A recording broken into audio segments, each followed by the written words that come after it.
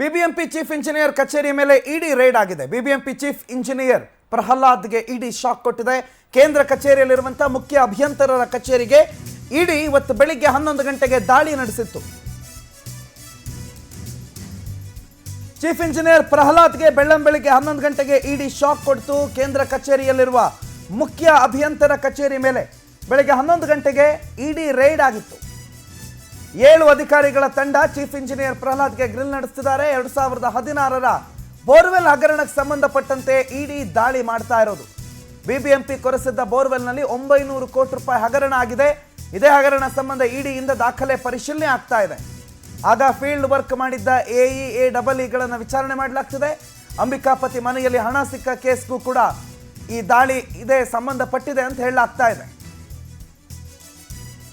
ಒಟ್ಟಾರೆ ಇವತ್ತು ಬೆಳಿಗ್ಗೆ ಚೀಫ್ ಇಂಜಿನಿಯರ್ ಕಚೇರಿ ಮೇಲೆ ದಾಳಿಯಾಗಿರೋದು.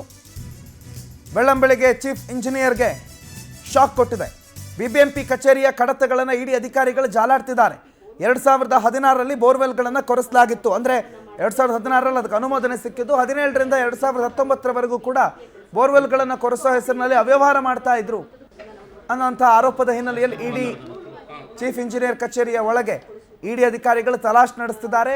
ಚೀಫ್ ಇಂಜಿನಿಯರ್ ಪ್ರಹ್ಲಾದ್ಗೆ ಪ್ರಶ್ನೆಗಳ ಸುರಿಮಳೆಗೈದಿದ್ದಾರೆ. ಮತ್ತು ಆ ಸಂದರ್ಭದಲ್ಲಿ ಫೀಲ್ಡ್ ವರ್ಕ್ ಮಾಡಿರೋರು AEAEಗಳು ಎಲ್ಲರನ್ನೂ ಕೂಡ ವಿಚಾರಣೆಗೆ ಒಳಪಡಿಸ್ತಿದ್ದಾರೆ. ಮತ್ತು ಈ ಅಂಬಿಕಾಪತಿ ಮನೆಯಲ್ಲಿ ಹಣ ಸಿಕ್ತಲ್ಲ, ಆ ಅಂಬಿಕಾಪತಿ ಮನೆಯಲ್ಲಿ ಸಿಕ್ಕಿರುವ ಹಣಕ್ಕೆ ಸಂಬಂಧಪಟ್ಟಂತೆ ಅಲ್ಲೇನೋ ಮಹತ್ವದ ದಾಖಲೆ ಕ್ಲೂ ಸಿಕ್ಕಿದೆ. ಬಿಬಿಎಂಪಿ ಕಚೇರಿಯ ದಾಳಿಗೂ ಕೂಡ ಆ ಕ್ಲೂ ಬಹಳ ಪ್ರಮುಖವಾದಂಥ ಕಾರಣ ಅಂತ ಕೂಡ ವಿಶ್ಲೇಷಣೆ ಮಾಡಲಾಗ್ತಿದೆ. ಸೊ ಚೀಫ್ ಇಂಜಿನಿಯರ್ ಪ್ರಹ್ಲಾದ್ ಅವರಿಗೆ ಈ ಇಡಿ ದಾಳಿಯ ಬಿಸಿ ತಟ್ಟಿರೋದು. ಪ್ರಹ್ಲಾದ್ ಬಿಬಿಎಂಪಿಯ ಚೀಫ್ ಇಂಜಿನಿಯರ್ ಅವ್ರ ಕಚೇರಿ ಮೇಲೆ ದಾಳಿ ಆಯಿತು. ಆ ಬಗ್ಗೆ ಚೀಫ್ ಇಂಜಿನಿಯರ್ ಪ್ರಹ್ಲಾದ್ ಮಾತಾಡಿದ್ದಾರೆ. ದಾಖಲೆಗಳ ಪರಿಶೀಲನೆ ಮಾಡೋದಕ್ಕೆ ಇಡಿ ಅಧಿಕಾರಿಗಳು ಬಂದಿದ್ದಾರೆ.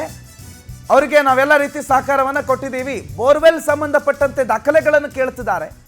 ಬೋರ್ವೆಲ್ ಸಂಬಂಧಿತ ದಾಖಲೆಗಳನ್ನು ಅವ್ರು ಏನು ಕೇಳಿದ್ರೋ ಅವೆಲ್ಲವನ್ನು ನಾವು ಕೊಟ್ಟು ಸಹಕರಿಸ್ತಾ ಇದ್ದೇವೆ. ಅದ್ರ ಜೊತೆಗೆ ರೂಮ್ ವ್ಯವಸ್ಥೆ ಮಾಡಿ ಅಂತ ಕೇಳಿದ್ದಾರೆ. ಅದನ್ನು ಕೂಡ ನಾವು ಮಾಡಿಕೊಡ್ತಾ ಇದ್ದೇವೆ ಅಂತ ಬಿಬಿಎಂಪಿಯ ಚೀಫ್ ಇಂಜಿನಿಯರ್ ಪ್ರಹ್ಲಾದ್ ಮಾತನಾಡಿದ್ದಾರೆ. ಯಾರ ಕಚೇರಿ ಮೇಲೆ ದಾಳಿ ಆಯ್ತಲ್ಲ ಅವರೇ ಮಾತಾಡಿದ್ದಾರೆ.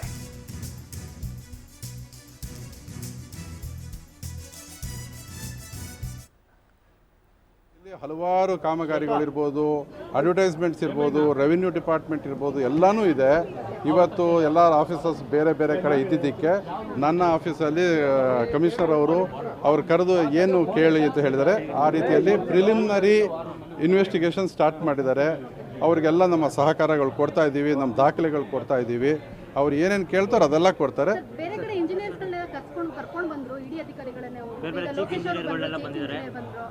ಹಾಗೆ ಇವತ್ತು ಇಂಟ್ರೊಡಕ್ಷನ್ ಮೀಟಿಂಗ್ ನಡೀತಾ ಇದೆ.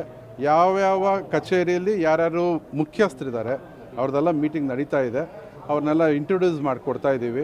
ಸೊ ಮುಂದಿನ ಕೆಲಸ ಅವ್ರು ಮಾಡ್ತಾರೆ. ದಾಖಲೆಗಳನ್ನ ಪರಿಶೀಲನೆ ಮಾಡೋದಕ್ಕೆ ಇನ್ನೂ ಸಮಯ ಕೇಳಿದ್ರೆ ರೂಮ್ ವ್ಯವಸ್ಥೆ ಮಾಡಿಕೊಡಿ ಅಂತ ಕೇಳಿದ್ರಂತೆ. ಹೌದು, ಇವಾಗ ರೂಮ್ ವ್ಯವಸ್ಥೆ ಮಾಡಿದ್ದೀವಿ. ಕೌನ್ಸಿಲ್ ಹಾಲಲ್ಲಿ ಒಂದು ರೂಮ್ ಮಾಡಿಕೊಡ್ತಾ ಇದ್ದೀವಿ. ಅದೆಲ್ಲ ಮಾಡಿ. ಹೌದು 2000 ಹೌದು ಬೋರ್ವೆಲ್ ಸಂಬಂಧಪಟ್ಟಿದ್ದು ಮುಖ್ಯವಾಗಿದೆ. 2016ರಿಂದ 19 ತನಕ ಏನು ಬೋರ್ವೆಲ್ಗಳಾಗಿರ್ಬೋದು, RO ಪ್ಲಾಂಟ್ಗಳಿರ್ಬೋದು, ಅದ್ರ ಬಗ್ಗೆ ನಡೀತದೆ. 42 ಕೋಟಿ ಹಣ ಏನು ಸಿಕ್ಕಿತ್ತು ಗುತ್ತಿಗೆದಾರ ಅಂಬಿಕಾಪತಿ ಮನೆಯಲ್ಲಿ, ಆ ವಿಚಾರವಾಗಿ ಕೂಡ ತನಿಖೆ ನಡೀತಿದೆ ಅಂತ. ಅದು ಗೊತ್ತಿಲ್ಲಮ್ಮ, ಅದ್ರ ಬಗ್ಗೆ ಗೊತ್ತಿಲ್ಲ.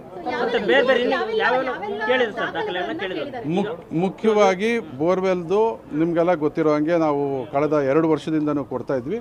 ಇವಾಗ ಮತ್ತೆ ಕೊಡಬೇಕು ಅಂತ ಹೇಳಿದ್ರೆ ಇವತ್ತು ಅವರು ನಾವು ಕೊಟ್ಟಿರೋ ದಾಖಲೆಗಳು ಅದೇ ಸರಿಯಾಗಿದೆಯಾ ಅನ್ನೋ ಒಂದು ವಿಚಾರಕ್ಕೂ ಬಂದಿದ್ದಾರೆ. ಅದ್ರ ಜೊತೆ ಬೇರೆ ಬೇರೆ ಮುಖ್ಯಸ್ಥರುಗಳ ಜೊತೆ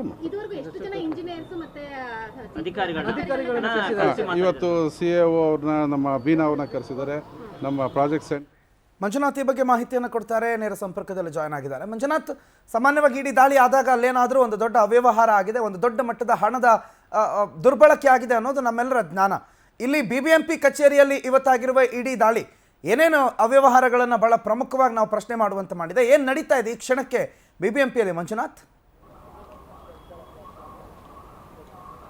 ಖಂಡಿತ ಪ್ರಣತ್, ಇವತ್ತು ಬಿಬಿಎಂಪಿ ಕೇಂದ್ರ ಕಚೇರಿಗೆ ಇಡಿ ಅಧಿಕಾರಿಗಳು ದಾಳಿ ಮಾಡಿರುವಂಥದ್ದು. ಅದರಲ್ಲೂ ಇವತ್ತು ಬಿಬಿಎಂಪಿಯ ಕೇಂದ್ರ ಕಚೇರಿ ಅಂದರೆ ಬಿಬಿಎಂಪಿಯ ಚೀಫ್ ಇಂಜಿನಿಯರ್ ಪ್ರಹ್ಲಾದ್ ಏನಿದ್ದಾರೆ, ಆ ಪ್ರಹ್ಲಾದ್ ಕಚೇರಿ ಮೇಲೆ ಇವತ್ತು 11 ಗಂಟೆ ಸರಿಸುಮಾರಿಗೆ ಇಡಿ ಅಧಿಕಾರಿಗಳು ದಾಳಿ ಮಾಡಿದ್ರು. ಇದರಲ್ಲಿ ಮುಖ್ಯವಾಗಿ ಪ್ರಮುಖವಾಗಿ ಬಿಬಿಎಂಪಿ ಅಂದರೆ 2016, 17, 18ರಲ್ಲಿ ಆ ಬೋರ್ವೆಲ್ ಪ್ರಕರಣ ಸಂಬಂಧಪಟ್ಟಂಗೆ ಬೋರ್ವೆಲ್ ಸುಮಾರು 900 ಕೋಟಿಗೂ ಅಧಿಕ ಹೆಚ್ಚು ಮೊತ್ತದಲ್ಲಿ ಅವ್ಯವಹಾರ ಆಗಿತ್ತು. ಸೊ ಈ ಬಗ್ಗೆ ಒಂದಿಷ್ಟು ಕಂಪ್ಲೇಂಟ್ಗಳು ದೂರು ದಾಖಲಾಗಿತ್ತು. ಜೊತೆಗೆ 16, 17, 18 ಬೋರ್ವೆಲ್ ಸಂಬಂಧಿಸಿದಂತೆ 19ರಲ್ಲಿ ಬೆಂಗಳೂರಿನಲ್ಲಿ ನಡೆದಂತಹ ವೈಟ್ ಟಾಪಿಂಗ್ ಕಾಮಗಾರಿಗೆ 1147 ಕೋಟಿ ವೆಚ್ಚದಲ್ಲಿ ಬೆಂಗಳೂರಿನಲ್ಲಿ 1147 ಕೋಟಿ ವೈಟ್ ಟಾಪಿಂಗ್ ಮಾಡಿದ್ದು. ಅದರಲ್ಲೂ ಕೂಡ ಅವ್ಯವಹಾರ ಆಗಿದೆ ಅಂತೇಳಿ ಕಂಡು ಬಂದಿದ್ದು. ಅದರ ಸಂಬಂಧಪಟ್ಟಂಗೆ ಈ ಬೋರ್ವೆಲ್ ಸಂಬಂಧಪಟ್ಟಂಗೆ ಜೊತೆಗೆ ವೈಟ್ ಟಾಪಿಂಗ್ ಸಂಬಂಧಪಟ್ಟಂಗೆ ಅವ್ಯವಹಾರ ಆಗಿದೆ ಅಂತೇಳಿ ಗೊತ್ತಾಗ್ದಂಗೆ ಇವತ್ತು ಇಡಿ ಅಧಿಕಾರಿಗಳು ದಾಳಿ ಮಾಡಿರುವಂಥದ್ದು. ಸದ್ಯ ಬಿಬಿಎಂಪಿ ಕೇಂದ್ರ ಕಚೇರಿ ಮುಂಭಾಗದಲ್ಲಿದ್ದೀನಿ, ನೀವು ನೋಡ್ತಾ ಇರ್ಬೋದು. ಅಂದರೆ ಇವತ್ತು ಇಲ್ಲಿಗೆ ಬೆಳ್ಳಂಬೆಳಿಗ್ಗೆ 11 ಗಂಟೆಗೆ ಇಡಿ ಅಧಿಕಾರಿಗಳು ಬಿಬಿಎಂಪಿ ಅಂದರೆ ಚೀಫ್ ಇಂಜಿನಿಯರ್ ಪ್ರಹ್ಲಾದ್ ಏನಿದ್ದಾರೆ, ಪ್ರಹ್ಲಾದ್ ಅವರ ಕಚೇರಿಗೆ ಬಂದು ದಾಖಲೆಗಳನ್ನು ಪರಿಶೀಲನೆ ಮಾಡ್ತಾರೆ. ಮುಖ್ಯವಾಗಿ 2016, 17, 18ರಲ್ಲಿ ಸುಮಾರು 900 ಕೋಟಿಗೂ ಅಧಿಕ ಬೋರ್ವೆಲ್ಗಳನ್ನು ಕೊರೆಯುವುದಕ್ಕೆ ಸುಮಾರು 900 ಕೋಟಿ ಹೆಚ್ಚು ಹಣವನ್ನು ಬಿಡುಗಡೆ ಮಾಡಿತ್ತು. ಅದಾದ ನಂತರ ಒಂದಿಷ್ಟು ಇದನ್ನು ಸರ್ವೆ ಮಾಡೋಕ್ಕೆ ಹೋಗೋಂಥ ಸಮಯದಲ್ಲಿ ಅಂದರೆ ಇವರು 900 ಕೋಟಿಯನ್ನು ತಗೊಂಡು ಬೋರ್ವೆಲ್ ಸರಿಯಾಗಿ ಎಲ್ಲ ವಲಯಗಳಲ್ಲೂ 8 ವಲಯಗಳಲ್ಲೂ ಪ್ರತಿ ವಾರ್ಡ್ ಮಟ್ಟದಲ್ಲಿ ಬೋರ್ ತೆಗೆಸಿದಾರ ಅಂತೇಳಿ ನೋಡಿದಾಗ ಕೇವಲ 100ಕ್ಕೆ 10% ಮಾತ್ರ ಬೋರ್ವೆಲ್ ಕೊರೆದಿರುವಂಥದ್ದು ದಾಖಲೆಗಳು ಸಿಕ್ಕಿರಲಿಲ್ಲ. ಸೊ ಹೀಗಾಗಿ ACBಯಲ್ಲಿ ಕಂಪ್ಲೇಂಟ್ ದಾಖಲಾಗಿತ್ತು. ACBಯಿಂದ ಇಡಿಗೆ ವರ್ಗಾವಣೆ ಆಗಿತ್ತು.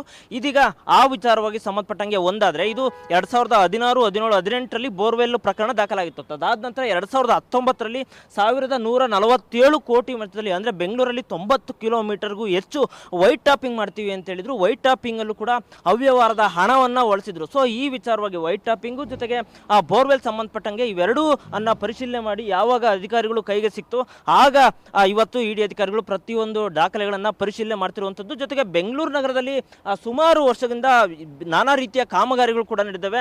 ಅದೆಲ್ಲವೂ ಕಾಮಗಾರಿ ಕೂಡ ಕಳಪೆ ಕಾಮಗಾರಿಗಳಂತ ಹೇಳ್ತಿತ್ತು. ಇದರಲ್ಲಿ ಅವ್ಯವಹಾರ ನಡೆದಿದೆ ಅಂತ ಹೇಳಲಾಗ್ತಿತ್ತು. ಹಂಗಾಗಿ ಇವತ್ತು ಏನು ಬೆಂಗಳೂರಿನಲ್ಲಿ ನಡೆದಂತಹ ಕಾಮಗಾರಿ ಸಂಬಂಧಪಟ್ಟಂಗೆ ಅವ್ಯವಹಾರಗಳು ನಡೆದಿರೋದಕ್ಕೆ ಇವತ್ತು ಇಡಿ ಅಧಿಕಾರಿಗಳು ಬಂದು ಇವತ್ತು ಪರಿಶೀಲನೆ ಮಾಡ್ತಿರುವಂಥದ್ದು. ಜೊತೆಗೆ ಈ ದಾಖಲೆಗಳನ್ನ ಕೇಳಿದ್ಕೆ ರೈಟ್, ಥ್ಯಾಂಕ್ ಯು ಮಾಹಿತಿಗೆ.